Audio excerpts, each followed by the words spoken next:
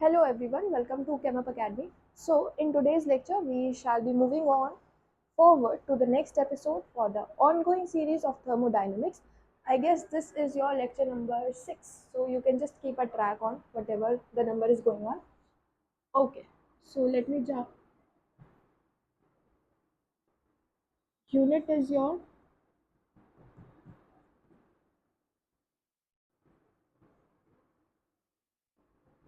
thermodynamics and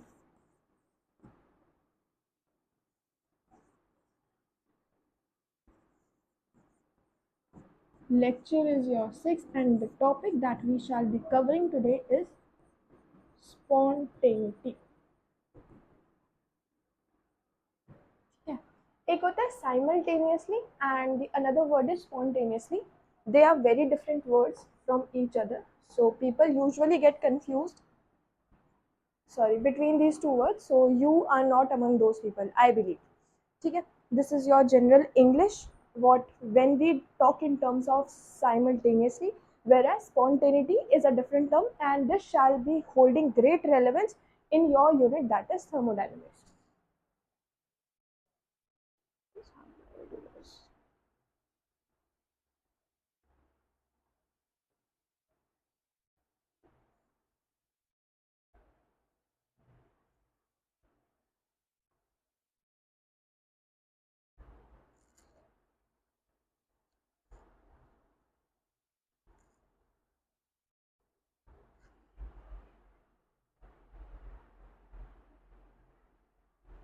When we talk about spontaneity, what happens is, supposedly I ask you what do you mean by spontaneity.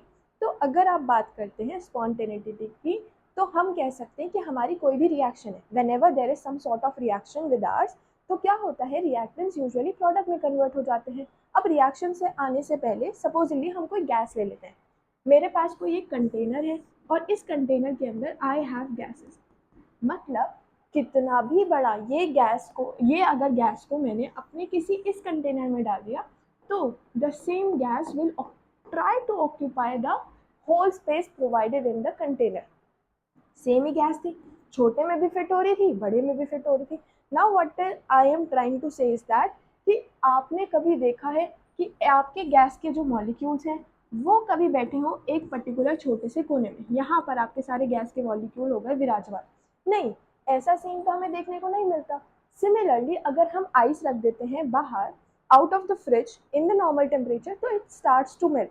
मतलब कि ice जो होती है that starts to melt, अगर melt करना शुरू कर देती है तो क्या होता है कि हम कह सकते हैं जो हमारी हीट है वो यूजुअली फ्लो कर रही है from hot body to our cold body.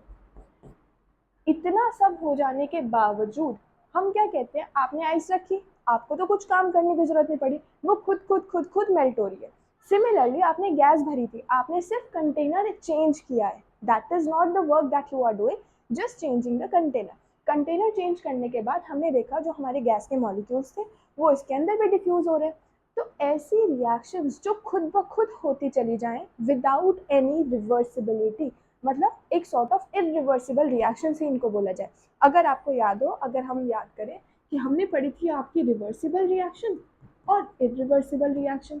Reversible reaction होती थी जो आप इनफाइनाइट स्टेप्स में कंप्लीट कराते थे, इनफाइनाइट स्टेप्स लेती थी and then they used to get completed.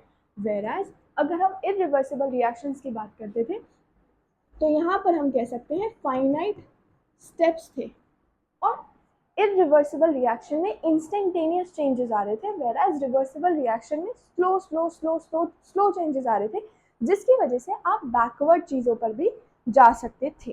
So that was the basic thing. ठीक है. वेयरएज यहाँ पर अगर हम बात करें कि क्या आपने कभी देखा है कि आपकी कोल्ड बॉडी से हीट आपकी हॉट बॉडी को मिल रही हो, या फिर मैं बोलूँ कि आपने किसी कंटेनर के अंदर गैस को देखा है कि वो सिर्फ एक कोने में सिमट के बैठ गई हो. नहीं, ऐसी चीज़ें नहीं होती हैं. तो यही प्रोसेसेस को बोला जाता है स्पॉन्टेनियस रिएक्शन. तो आप लिख सकते हो क्या, you can write down spontaneous reactions are those which are irreversible and can be reversed only when external force is applied.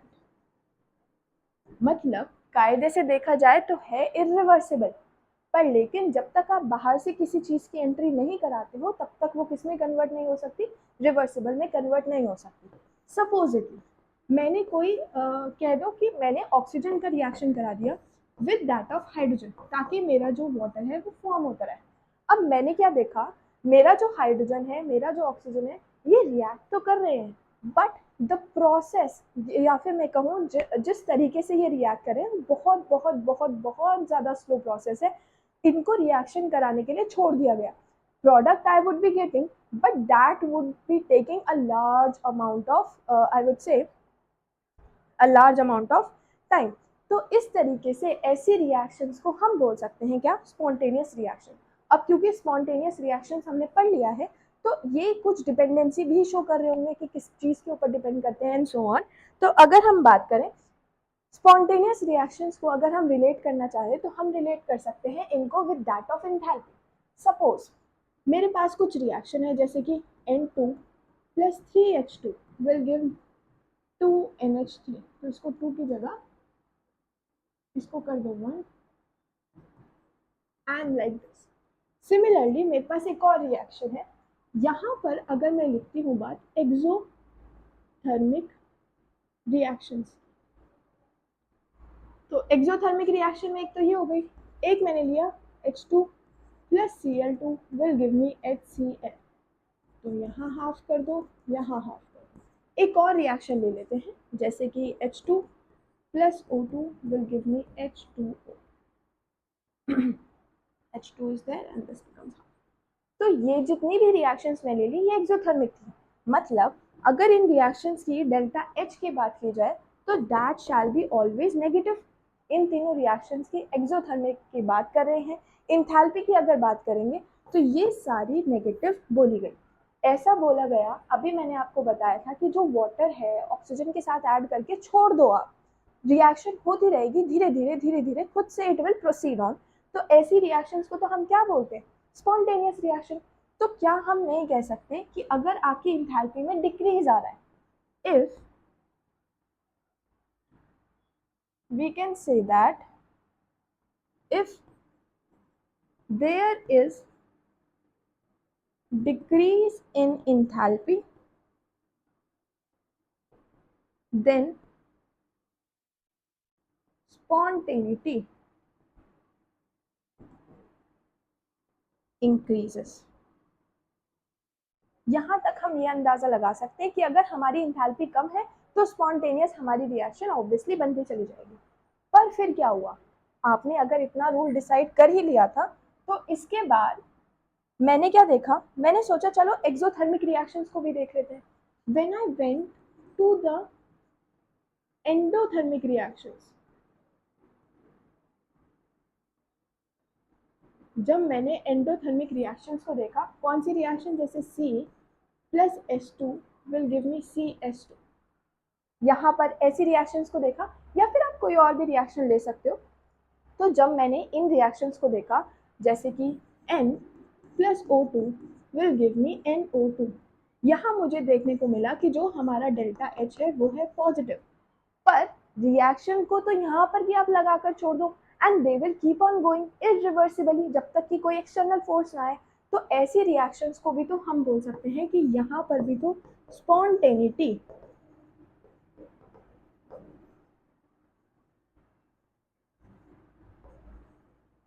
यहाँ पर भी स्पॉन्टेनिटी मेरी ऑब्जर्व हो रही थी। तो व्हाट आई कुड नॉट से is that decrease in enthalpy,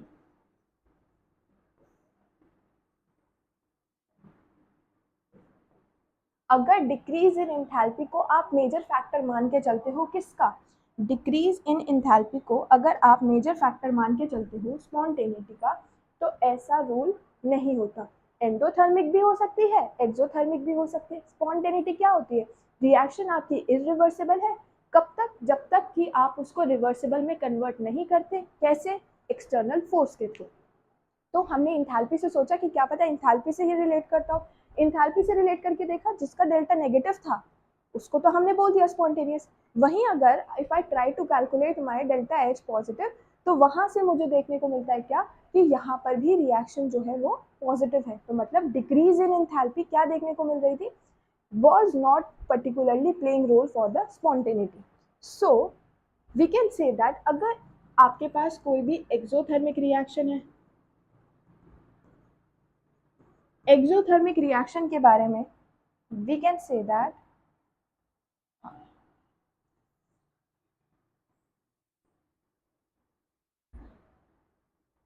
exothermic reaction के बारे में supposedly this is your energy and this is your rate of reaction up. So this is your energy. Exothermic है मतलब कि आपके जो रिएक्टेंट्स होंगे वो यूजुअली हाई एनर्जी पर रहे होंगे या फिर हाई हीट पर रहे होंगे। तो आप लिख सकते हो आप यहाँ पर रिएक्टेंट्स को और यहाँ आप लिख सकते हो अपने प्रोडक्ट्स को। तो इतना जो डिफरेंस आया होगा आपका उसी को आप बोल देते हो क्या, डेल्टा एच चेंज, जो कि क्या बन जाएगा आपका negative. Similarly when we talk in terms of endothermic, endothermic के लिए what we can say is that यहाँ कहीं पर आपकी एनर्जी रही होगी प्रोडक्ट्स की और यहाँ कहीं पर आपकी एनर्जी रही होगी आपके रिएक्टेंट्स की, products and reactants, due to which आप कह सकते हो क्या कि आपका जो डेल्टा एच था वो रहा होगा पॉजिटिव। तो हम यूजुअली इन चीज़ों को देखकर नहीं डिटरमाइन कर सकते कि हमारी स्पॉन्टेनिटी में इंक्रीज या डिक्रीज कैसे हो रहा है। तो अगर ये चीज़ काम नहीं आ रही है तो हम क्या करें, if these things are not working तो व्हाट कैन वी डू। अगर ये चीज़ काम नहीं आ रही है तो we can take another example. Supposedly हम यहाँ पर लेकर चलते हैं हमारी इंथैल्पी को कांस्टेंट, क्योंकि इंथैल्पी तो अकेले डिटरमाइन नहीं कर पा रही स्पॉन्टेनिटी, तो इंथैल्पी को मान लिया एक तरीके से कांस्टेंट। अब कांस्टेंट मानने के बाद हम दूसरा टॉपिक क्या ले सकते हैं, वी कैन से दैट मेरे पास कोई एक गैस है और इस गैस के अंदर मेरे पास दो टाइप्स ऑफ मॉलिक्यूल्स हैं। Supposedly one can be this, another can be this, ठीक है। वन टाइप ऑफ मॉलिक्यूल्स हो गए आपके ए molecule, whereas another type of molecules हो गए आपके B molecules, ठीक है। और ये एक बाउंड्री है जो उसको सेपरेट कर रही है। अब मैंने क्या किया, मैंने धीरे से इस बाउंड्री को कर दिया रिमूव। जैसे ही बाउंड्री को रिमूव किया तो क्या आपको नहीं लग रहा कि मेरे ए मॉलिक्यूल्स का डिफ्यूजन हो जाएगा, मेरे ए मॉलिक्यूल्स का बी मॉलिक्यूल्स के साथ डिफ्यूजन हो गया। तो यहाँ हुआ क्या, डिफ्यूजन। अब यहाँ से मैं क्या करती हूँ, अगर मैंने हाथ डाला होता यहाँ पर in order to grab one ball, supposedly ball है मॉलिक्यूल है, तो मैंने हाथ डाल के निकाला तो मेरे पास जो बॉल निकल के आई वो मुझे पता था कि वो होगी हमेशा वाइट। वेयर अगर इधर से निकाला होता तो मुझे पता था बॉल होगी हमेशा ब्लू। व्हाट हैपन्स अगर मैं यहाँ से अपना एक बॉल निकालने की कोशिश करती हूँ, what if I put my hand inside in order to grab a ball, तो व्हाट विल हैपन, अगर ऐसा हो जाता है तो what we can say is that यहाँ तो मुझे नहीं पता, यहाँ जो मुझे फॉर्मूला लगाना पड़ेगा that will be the statistical method, that will be the statistical method. क्या आपको नहीं लग रहा कि यहाँ पर जो ऑर्डरनेस है, जो अरेंजमेंट है या फिर जो रिप्रेजेंटेशन है दैट इज मोर, क्योंकि मुझे पता है wherever I will put my hand in I will get the desired thing, मतलब जो expected था that only I will be getting। यहाँ पर चीजें बदल गई, मतलब डिसऑर्डरनेस और ज्यादा आ गई। तो आप कह सकते हो क्या कि अगर आप यहाँ की बात कर रहे हो तो here there is orderness, whereas here there is randomness, ठीक है। और इसी को हम करते हैं मेथड, कौन से, स्टैटिस्टिकल मेथड, जिसको आप प्रोबेबिलिटी भी नाम जानते हो जिसका, उससे हम कैलकुलेट कर सकते हैं। पर एक बात बताओ, यहाँ पर ऑर्डरनेस है बहुत ज़्यादा हमें पता है, वेरेज यहाँ तो रैंडमनेस है। इसी रैंडमनेस को हम आगे नाम दे देते हैं क्या, एंट्रोपी। अब आप सोचोगे कि स्टैटिस्टिकल मेथड है, why are we studying it in chemistry? We are not studying this statistical method. हमारे पास एक और मेथड भी है, एक और मेथड है। आप इसको किससे रिलेट करोगे? आप इसको रिलेट करोगे हीट से। मतलब जितनी आप हीट अप्लाई कर रहे हो उसी को हम रैंडमनेस से रिलेट करेंगे और उसी पर्टिकुलर चीज को हम बोल देते हैं क्या? एंट्रोपी। इसका क्या मतलब हुआ? इसका मतलब ये हुआ कि सपोजिटली मेरे पास कोई एक कंटेनर है, उस कंटेनर के अंदर I was having certain molecules of my. ये मॉलिक्यूल्स अभी नॉर्मल टेम्परेचर पर है। सिमिलरली मैंने इस मॉलिक्यूल को प्रोवाइड करी छोटी सी आग, मतलब हीट प्रोवाइड करी। हीट प्रोवाइड करते के साथ ही मुझे पता चलता है क्या कि जैसे ही मैंने इसको प्रोवाइड करी तो ये अपने मोशन में आ जाते हैं, एक सॉर्ट ऑफ मोशन ये शो करते हैं। ये आपको पता होगा, फिजिक्स में आप पढ़ के आए हो पुरानी क्लासेस में, कि अगर किसी को हीट प्रोवाइड हो जाती है, आपने नाम सुना होगा ब्रोनियन मोशन, तो अगर किसी मॉलिक्यूल को या किसी सब्सटेंस को हीट प्रोवाइड कर देते हो तो उसके एटम्स एकदम से भागना शुरू कर देते हैं। सो जैसे ही वी आर अप्लाइंग हीट, आप कह सकते हो on application of heat, on application of heat we can से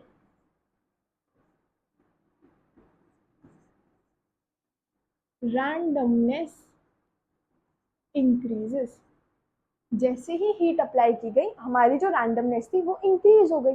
व्हाट अबाउट हीट के साथ अगर मैं इसको रिलेट करना चाहूँ तो मैं बोल सकती हूँ मेरी जो एंट्रोपी है वो यूजुअली इंक्रीज हो रही है, क्योंकि randomness is nothing but entropy. Entropy को आप बोल सकते हो कि ये भी बाकी थर्मोडायनेमिक फंक्शंस की तरह ये भी एक तरीके का स्टेट फंक्शन ही होता है।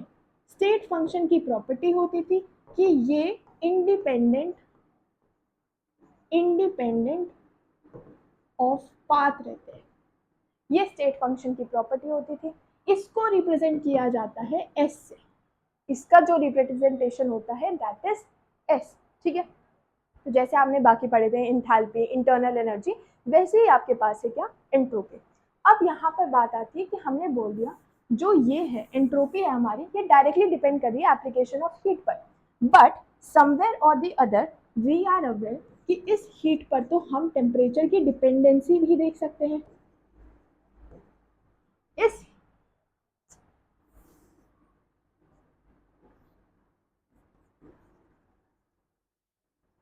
इस हीट के ऊपर हम टेम्परेचर की डिपेंडेंसी भी देख सकते हैं। Whenever we will measure heat with that of temperature, हम देखते हैं जैसे जैसे हीट इज बीइंग सप्लाइड, जैसे जैसे आप हीट दे रहे हो वैसे वैसे आपका टेम्परेचर इंक्रीज हो रहा है। तो जितनी ज्यादा हीट उतना ज्यादा temperature.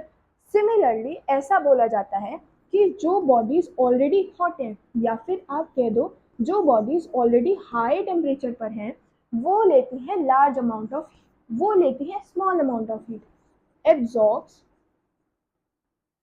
Small amount of heat.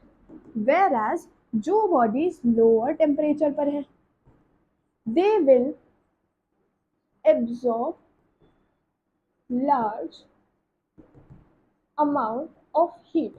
इसका मतलब क्या हुआ? सपोजिटली आप ऑलरेडी खाना खा के बैठे हुए हो, आपको और चपाती ला के देंगे तो you will be eating only few one. Whereas कोई भूखा बैठा हुआ है तो अगर उसको चपाती ला कर दी जाए तो वो तो बहुत सारी खाएगा। सिमिलरली यहाँ पर भी है, जिसके पास ऑलरेडी हीट की क्वांटिटी हाई है क्योंकि उसका टेम्परेचर हाई है, तो यहाँ पर एब्जॉर्प्शन ऑफ हीट जो होगा that will be small. Whereas जो बॉडी कम टेम्परेचर पर है उसका जो एब्जॉर्प्शन ऑफ हीट होगा दैट विल बी लार्ज। तो इन दो प्रोसेसेस के थ्रू, हीट के थ्रू और टेम्परेचर के थ्रू, हम एंट्रोपी को भी सिंबलाइज कर सकते हैं या फॉर्मुलेट कर सकते हैं। कैसे? अगर हमारे पास एंट्रोपी आती है तो हम बोल सकते हैं कि ये हीट पर तो डिपेंड करता है। हीट कौन से रिएक्शन की? रिवर्सिबल रिएक्शन की। और ये डिपेंड करता है हमारे टेम्परेचर के ऊपर भी, क्योंकि हीट और टेम्परेचर डायरेक्टली रिलेटेड है, बट फॉर एंट्रोपी ये एक दूसरे के साथ रिलेटेड ऐसे हैं। So this becomes your most important formulation, और यहीं से हम सेकेंड लॉ को भी डिटरमाइन करेंगे। तो you can mark this particular thing as an important. ठीक है, so you can take a screenshot if you want to, because this thing is important.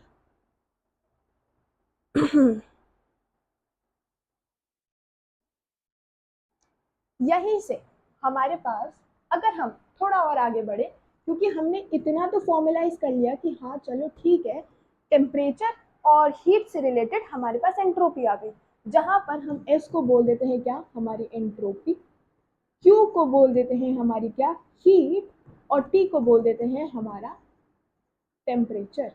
और क्यू के नीचे एक छोटा सा लिखा है रिवर्सिबल का साइन, तो वो आपने लगा दिया। मतलब आप कौन से प्रोसेसेस की बात कर रहे हो, रिवर्सिबल प्रोसेसेस की, क्योंकि स्पॉन्टेनिटी क्या कहती है, रिवर्स इरिवर्सिबल प्रोसेस है, पर आप उसको रिवर्सिबल बना दोगे कैसे, जब आप एक्सटर्नल फोर्स लगाओगे तब। तो this is what it represents. अब देखो, हम हमेशा बात करते हैं टोटल एस की। टोटल एस जो भी होगा, जो भी आपका टोटल एस होगा, वो हमेशा बनता है क्या, सिस्टम से और एस के सराउंडिंग से। ये हमें पता है। जब हमने शुरू में थर्मोडायनेमिक्स पढ़ी थी तो टोटल यूनिवर्स को बोलते थे, और यूनिवर्स खुद बना होता था हमारे सिस्टम से और हमारी सराउंडिंग से। तो यहाँ पर हम कह सकते हैं कि अगर आप एस टोटल कैलकुलेट करते हो और वो यूजुअली ग्रेटर देन जीरो आता है, what if you calculate S and it is usually greater than zero, मतलब रैंडमनेस सिस्टम के अंदर है, तो ऐसी रिएक्शंस को बोल देते हैं spontaneous.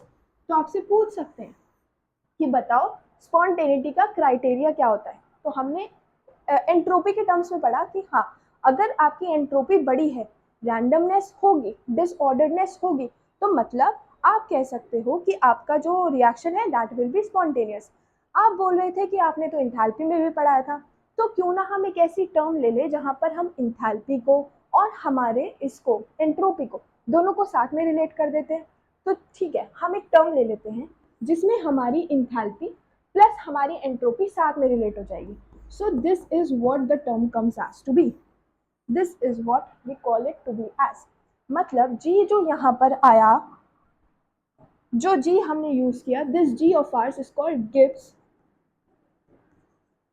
Free energy, whereas H is your enthalpy, और यहाँ पर टी आपका टेम्परेचर हो गया और एस हो गई आपकी एंट्रोपी। तो जी हमने एक ऐसा रिलेशन बनाया, this derivation is not there, तो आप इसको डायरेक्टली एज अ फॉर्मूला याद करोगे। जी हमने गिब्स फ्री एनर्जी बनाई जो कि एंथैल्पी और टेम्परेचर एंट्रोपी पर आपकी डिपेंड करती है। ठीक है, अब यहाँ से ये चीज़ें तो आ गई, ठीक है, आपने गिब्स फ्री एनर्जी बोल दिया, एंथैल्पी बोल दिया, आपने एंथैल्पी अच्छे से समझाया, आपने एंट्रोपी समझाया। What about Gibbs free energy? Gibbs free energy समझने के लिए, गिब्स फ्री एनर्जी समझने के लिए हमें जाना पड़ेगा थोड़ा सा पीछे, जब हम बात कर रहे थे अपने काम की। आपको बता दें अगर, तो काम होते हैं दो प्रकार के। एक होता है मैकेनिकल वर्क, मतलब आपके पास कोई पिस्टन है, आप उसको ऊपर नीचे कर रहे हो, कंप्रेस कर रहे हो अपनी गैस को, डिप्रेस कर रहे हो, एक्सपैंड कर रहे हो, what ever with that of the moving of the piston, उसी को बोलते हैं हम मैकेनिकल। और एक होता है आपका नॉन मैकेनिकल, एक होता है आपका नॉन मैकेनिकल। जो भी काम नॉन मैकेनिकल के थ्रू किया जा रहा है, उसी के अंदर जो भी एनर्जी लगेगी उसी को बोलते हैं हम डेल्टा जी। और डेल्टा जी खुद क्या है? Gives free energy. मतलब आप एक काम करो, आप सीढ़ियों से ऊपर चढ़ के जाओ। Supposedly you live in a building where there are 3 floors. एक बार आप जा रहे हो सीढ़ियों से चढ़ के, that will come into your mechanical energy. और दूसरी बार आप जा रहे हो अपने लिफ्ट में सवार होके, लिफ्ट में सवार होके गए आप पहले पर जाओ, पहले फ्लोर पर, सपोजिटली आपके साथ 2-4 लोग और चले गए, तो आप पहले फ्लोर पर गए, वहां पर लिफ्ट रुकी, आप दूसरे फ्लोर पर गए, वहां लिफ्ट रुकी, आप तीसरे फ्लोर पर गए, वहां रुकी, and then you went out. तो यहाँ पर आपको हर फ्लोर पर रुकने के बाद क्या कोई एनर्जी का यूटिलाइजेशन करना पड़ा? नहीं। क्या कोई एक्स्ट्रा प्रकार की एनर्जी आपको लगी? कोई आपको मैकेनिकल वर्क करना पड़ा? नहीं। ये वो गिव्स फ्री एनर्जी थी जो फ्रीली आपकी बॉडी के अंदर स्टोर रहती है, ताकि आप उसको नॉन मैकेनिकल काम में यूज कर सको। तो जो usually electrical energy that is provided to you by the lift, the movement of the lift, तो उसी को यहाँ पर रेलेवेंट एज एग्जाम्पल आप बोल सकते हो गिव्स फ्री एनर्जी। मतलब वो एनर्जी जो आपकी बॉडी के अंदर स्टोर है, और वो तब काम आएगी जब आप अपनी यूजुअल एनर्जी यूज नहीं कर रहे होगे। तो जो एनर्जी फ्रीली आपकी बॉडी के अंदर अवेलेबल है ताकि आप नॉन मैकेनिकल वर्क करवा सको, उसी को बोल देते हैं क्या? गिब्स फ्री एनर्जी, ये आपकी बॉडी के अंदर रहती है। तो यहाँ से हमारा कंसेप्ट आया क्या, गिब्स फ्री एनर्जी का। ये यूजुअली हमें रिलेशन देता है किस चीज़ के बारे में, डेल्टा जी से इसको हम रिप्रेजेंट करते हैं, और सॉरी जी से इसको हम रिप्रेजेंट करते हैं, और यहाँ पर जो गिब्स फ्री एनर्जी होती है, ऐसे लिख लो आप, यहाँ पर आप लिख सकते हो रिप्रेजेंटेशन इसकी होती है जी से। और अगर हम इसकी यूनिट की बात करें तो आप देखो यूनिट एंट्रोपी की जो यूनिट है that is with that of the energy. Similarly अगर आप एंथैल्पी की यूनिट देखोगे वो भी एनर्जी की है, मतलब G is equals to H minus T S. यहाँ पर यूनिट देखी जाए तो वो भी क्यू की बन रही है यूनिट, क्यू की जो यूनिट होती है that is usually in that terms of the energy, और एंथैल्पी की तो अपनी एनर्जी की यूनिट होती है। देयरफॉर जो गिब्स की एनर्जी की यूनिट बनी that is same as that of energy. ये आपके कोर्स में है नहीं, but still I have told you for the better and the referral understanding. तो ये था पूरा आपका गिब्स फ्री एनर्जी का कंसेप्ट। तो you can take a screenshot, फिर हम आगे चलेंगे, गिब्स फ्री एनर्जी को रिलेट करेंगे।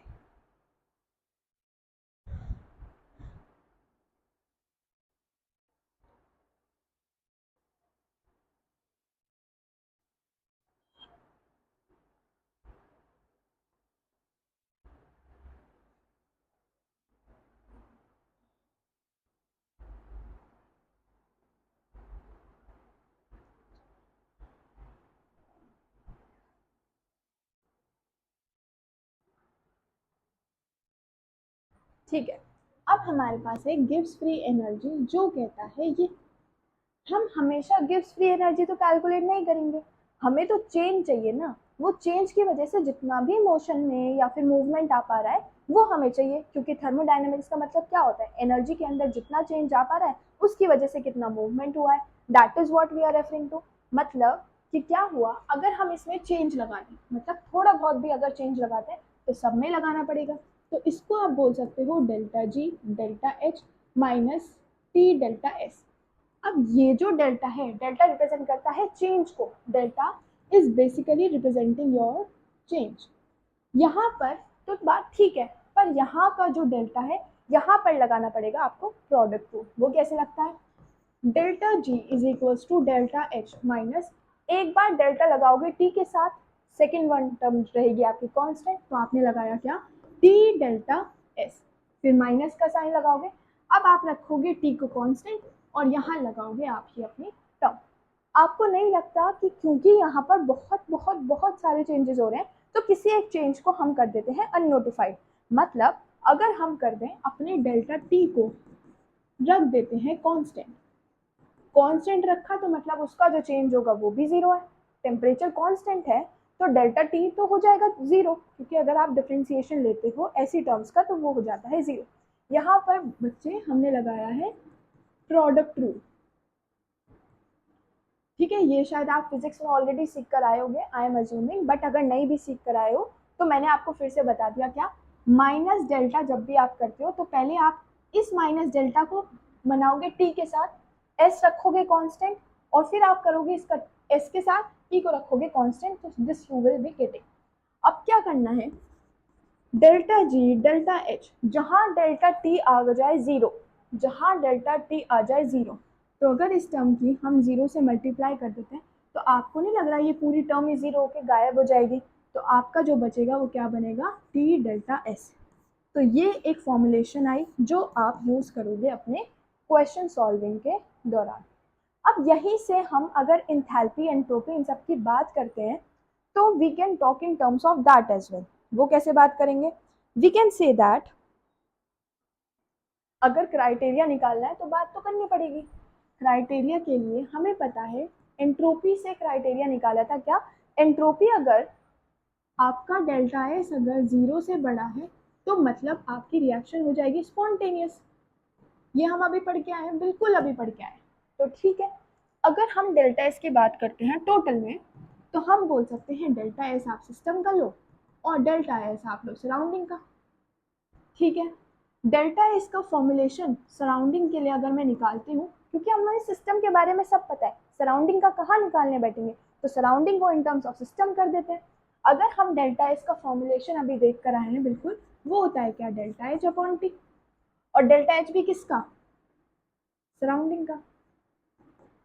जितना डेल्टा एच सराउंडिंग का है उसका ऑपोजिट कितना होगा, उसका ऑपोजिट हो जाएगा आपका सिस्टम का। और टेम्परेचर तो आपकी वैल्यू है। तो अब इस इक्वेशन को हम रख देते हैं ऊपर, कैसे, डेल्टा एच बना आपका टोटल, डेल्टा एच सिस्टम का लिखा आपने, प्लस प्लस तो था but because of this minus आपको लिखना पड़ेगा यहाँ पर माइनस, ऐसे लिख देते हैं विद दैट ऑफ माइनस ये वाला पूरा delta H of system and upon temperature. अब मुझे थोड़ी थोड़ी एलसीएम लेने की नीड पड़ रही है, तो अगर मैंने एलसीएम लिया तो मेरा नीचे आ गया टेम्परेचर।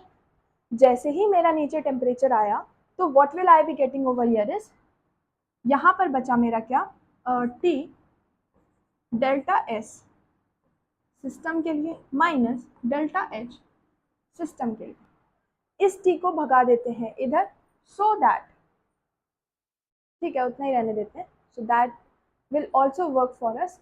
तो यहाँ पर जो आपकी पर्टिकुलर चीज़ बनी, क्योंकि टेम्परेचर तो कांस्टेंट आप नीचे भी लिखोगे तो दैट मेक्स नो सेंस, तो आपकी जो यहाँ पर पर्टिकुलर चीज़ बनी दैट विल बी, हाँ, तो आपकी जो यहाँ पर पर्टिकुलर चीज़ बनी दैट इज नथिंग बट, अगर हम इसको और थोड़ा सॉल्व कर देते हैं तो that will be delta S total, जो आपको दे रहा है क्या, टी डेल्टा एस सिस्टम के लिए माइनस डेल्टा एच सिस्टम के लिए। अब आप देखो आपको डेरिवेशन पूरी समझ में आ पा रही होगी,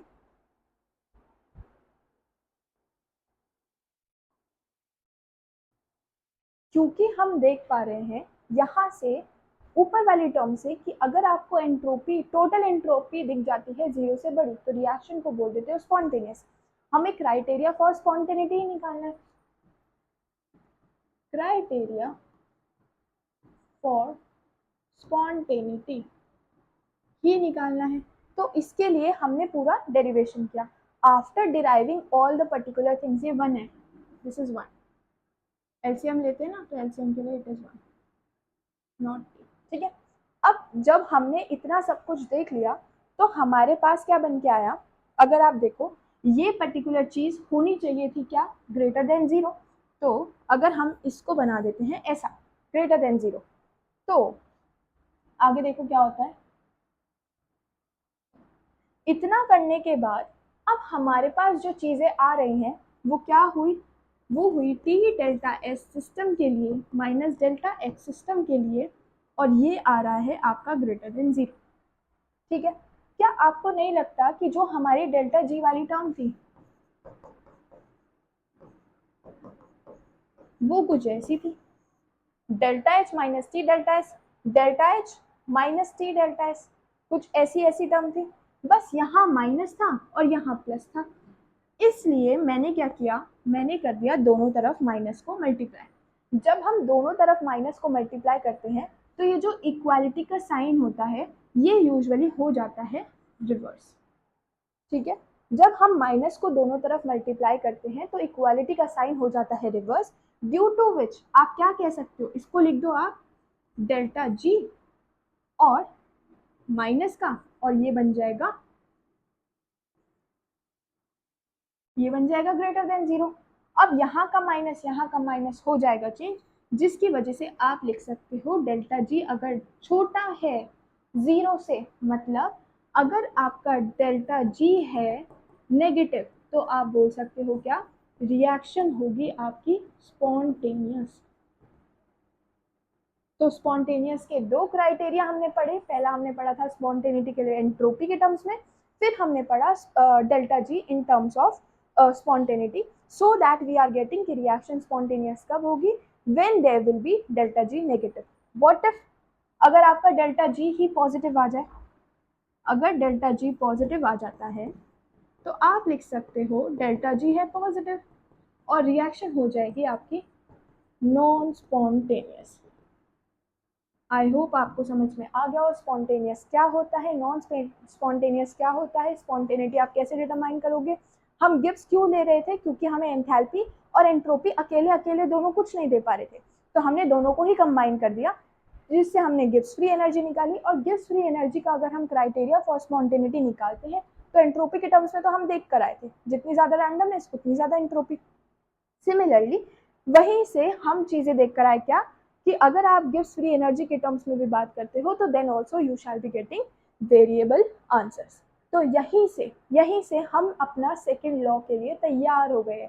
ये पूरा जो इंफ्रास्ट्रक्चर हमने पढ़ा that was for your second law of thermodynamics, जो कहता है क्या, कि जो एक्सोथर्मिक रिएक्शंस होती हैं they are very common. You agree? Common क्यों है? एक्सोथर्मिक रिएक्शंस कॉमन है इसलिए क्योंकि क्योंकि हीट हो रही है रिलीज, हीट इज रिलीज्ड। अगर हीट रिलीज हो रही है तो इसका मतलब क्या हुआ, आपकी जो एंट्रोपी है that is increased. Entropy, heat release हुई सराउंडिंग में, एंट्रोपी इंक्रीज होगी सराउंडिंग की, और यही रिएक्शन आपकी इरिवर्सिबल हो जाती है और यहीं से आपकी आ जाती है स्पॉन्टेनिटी। तो अगर हम बात करें अपने सेकेंड लॉ की, तो there is a definition here, I can write it down.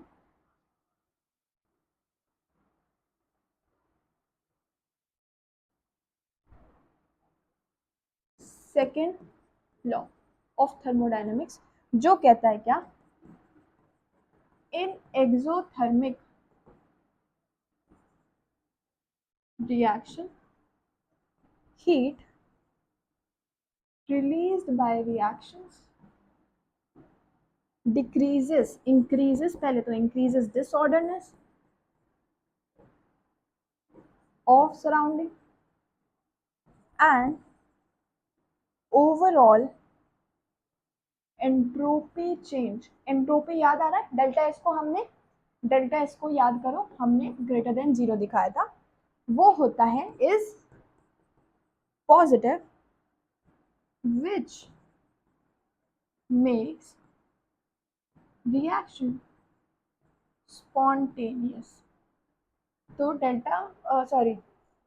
Second law को पढ़ने के लिए हम ऑलरेडी 3-4 टॉपिक्स कवर कर चुके हैं, तो वहीं से आपका सेकेंड लॉ होता है over.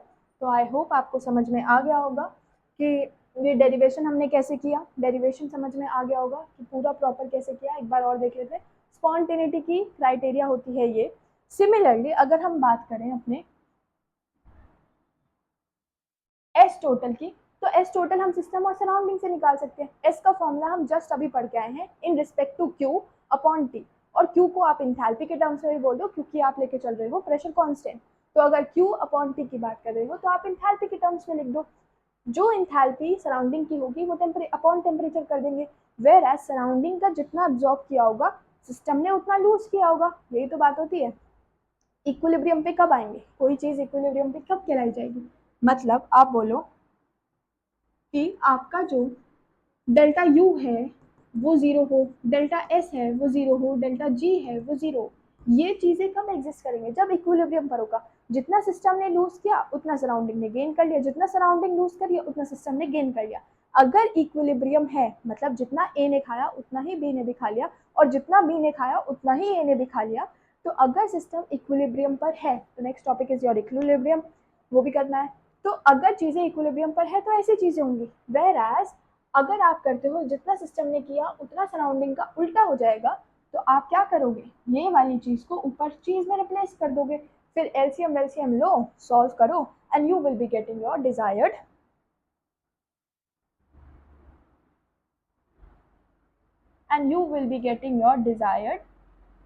explanation regarding the criteria for the spontaneity. Why I am focusing on criteria of spontaneity? क्योंकि this question is usually asked in your examination most of the time. So it is better you learn the things clearly and you get on to the way with us. So this was all for today. Thank you and keep watching.